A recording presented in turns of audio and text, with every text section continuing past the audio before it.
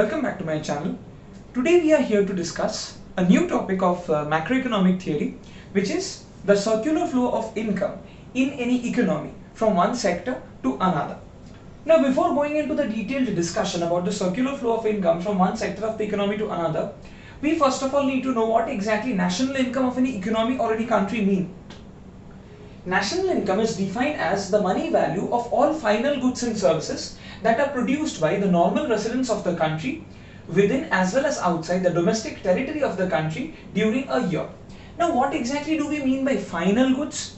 By final goods, we refer to those goods which are used by the consumers directly. These goods are not used for any further production. They are not used in the production process of any other good. They are used directly by the consumers for final consumption. And by normal residents, we refer to those individuals who live and reside in the same country in which their economic interest lies. So, normal residents do not necessarily imply that the individual will be a citizen of the country. He may not be a citizen of the country. And the next point to be noted as far as national income is concerned is it is produced inside as well as outside the domestic territory of the country during any particular period of time. So this is what the definition of national income is. Another point to be noted as far as national income is concerned is it is a flow concept. Now, what exactly do we mean by a flow concept? A flow concept means something which is measured at regular intervals of time.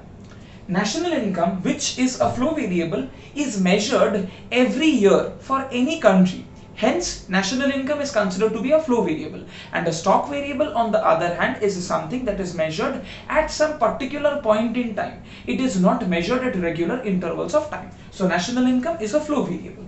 Now we come to the circular flow of income. Circular flow of income refers to the flow of the goods and services as well as the payments for these goods and services from one sector of the economy to another sector of the economy. Now, we have mentioned the term sector here as far as the definition of circular flow is concerned. What exactly does a sector mean? Any economy consists of four sectors: the households, the firms, the government, and the rest of the world. Who are the households? In any economy, the households are the individuals who are owning all the factors of a production. Factors of production are the basic resources which are necessities for any kind of production activity. The households are the ones who are owning these basic resources in the economy.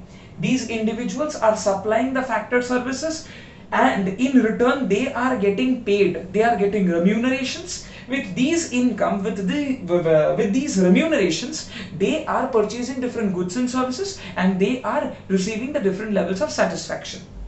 The second sector refers to the firms. Here by firms we refer to the private firms who are operating in any economy. These are the ones who are responsible for the production of goods and services. They are the ones who hire the factor services from the households. They combine these factor services and they produce the goods and services. These individuals or the firms, they are basically responsible for production of the goods and services in the economy. The third sector is the government sector. As is evident from the name, by the government we refer to the regulating authority or the government of any country. And the fourth sector that we are considering here, that is the rest of the world sector. Why the rest of the world sector? What exactly do we mean? The rest of the world sector refers to the international market. Any economy does not operate in isolation. It has to participate in trading activities with the other countries of the world. It imports goods and services from them. It also exports or sells the goods and services to them. So these international transactions, international buying and selling of goods and services, that takes place in this fourth sector of any economy, which we commonly refer to as the rest of the world sector. So we begin our discussion with the circular flow of income. Now, the circular flow of income consists of four basic models. The first model has only the household sector and the firm sector, but there is no government, and also there is no financial market. In the second sector, there is the presence of a financial market, but there is an absence of the government sector. The third model, when there is the presence of the government, and the fourth model when there is the presence of the rest of the world sector. The first model that we are going to consider is the simplest model, in which there is an absence of the government as well as the financial sector or the financial markets. So what does this model basically say? This model consists of two sectors, the household sector and the firm sector. The first and foremost assumption that we have here is there is no saving done on the part of the households. Whatever income the households are earning, they are spending the entire income for consumption. The second assumption is there is no investment on the part of the firms. The third assumption is there is no government in this sector, so only these two sectors are present. It is a two-sector model in which there is an absence of the financial sector. So here we are denoting the household sector and here we are denoting the firm sector. Now if we consider the upper part first, I have already stated that while discussing the circular flow of income, we need to assume one thing, that in the economy, the households are the ones who are owning all the factors of production. So they are the ones who will be responsible for supplying these factor services to the firms who are producing the goods and services. So the households will be supplying the factor services to the firms, hence the flow of the factor services occurs from the household sector to the firm sector, which is denoted by this arrow.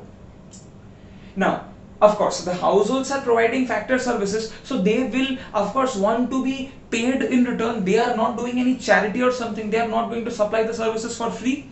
So when they are serving the providing the factor services to the firms, in return the firms need to pay the remunerations to the households. These remunerations include wages, rent, interest, then profits, and so on.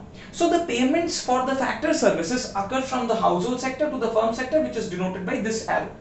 Then we come to the flow of the goods and services. Now, the households have supplied the factor services and in return they have received income. What are they going to receive? What are they going to do with their income? They are going to purchase goods and services, because these goods and services will satisfy their needs. These goods and services will satisfy their demand, and these goods and services will provide them with satisfaction or utility. As a result, the households purchase the goods and services from the firms, and so the flow or the movement of the goods and services occurs from the firm sector to the household sector, which is denoted by this arrow. And again, the firms, while producing the goods and services, have to bear the cost of production. They have to make the payments to the factors of production. So they are bearing a cost of production when they're producing the goods. So automatically they, while selling the goods and services, will also charge a price. They will not distribute the goods and services for free to the households. As a result, the households have to make the payments for these goods and services to the firms, which is denoted by this arrow. This is what the simplest model in the circular flow of income is, which is a two-sector model, as I have already stated. And under this model, at equilibrium, it will be seen that the total remuneration or the total income that is received by the households, that will be equal to the total cost that the firms have to bear while producing the goods and services. Whatever will be the remuneration or income of the household sector, that will be equal to the cost of production which the firms have to bear. So this is one condition which must hold at equilibrium, and the second condition which needs to hold is the total expenditure that is done by the households, that should be equal to the total income of the firms. The households are receiving the income for providing the factor services. Using these income, they will be purchasing the goods and services. So they are making an expenditure. So their total expenditure should be equal to the total income that the firms are receiving by selling these goods and services. So the total expenditure of the households will be equal to the total income or the total revenue of the firms at equilibrium. So this is what the simplest model of circular flow of income is. So now we are considering the second model of circular flow of income.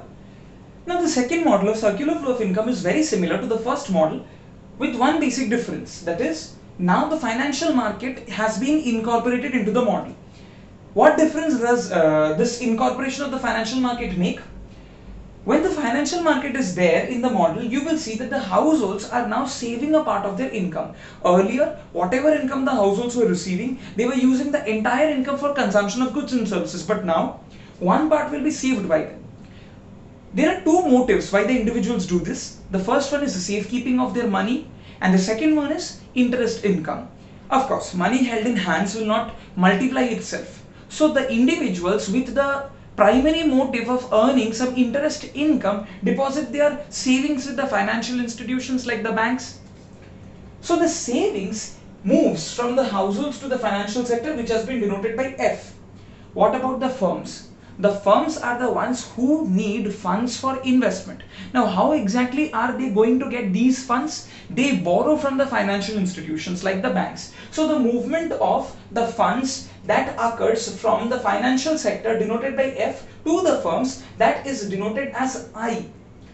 So we can say that savings is a leakage in the circular flow of income. Now the point is, why is savings considered to be a leakage? Savings is considered to be a leakage because the households are withdrawing money from the circular flow of income. They are removing a certain part from the circular flow of income.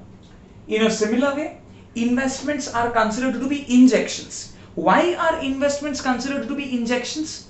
Investments are considered to be injections because the amount that the firms are borrowing from the financial institutions, they are again using it for investment in their production activities. As a result, that amount is again being injected into the circular flow of income. So the amount that was removed from the circular flow of income, that is again getting back into the circular flow of income.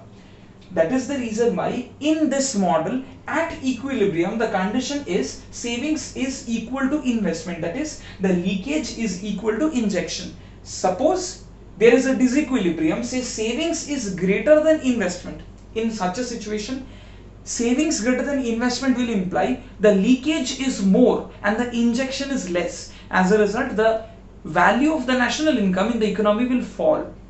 And if the disequilibrium is such that investment is greater than savings, in such a situation you will see that more amount is being injected and less amount is being withdrawn. As a result, the injection is greater than leakage. In such a situation, the national income will increase in the economy. So two disequilibrium situations can arise. One is when savings is greater than investment. In such a situation, leakage will be greater than injection. As a result, the national income will fall in the economy. And if the situation is the opposite, when savings is less than investment, there you will see that leakage is less but injection is more. As a result, the national income will increase in the economy.